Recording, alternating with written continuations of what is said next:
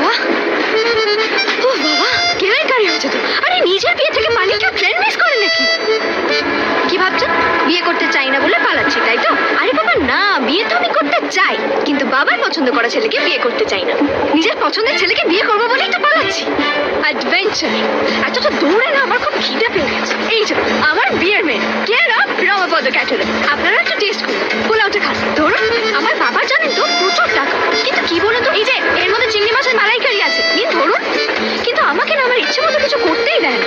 Fish fry খাবেন? আহারে, আপনি বোধহয় কথা বলতে পারেন না, না? Enough!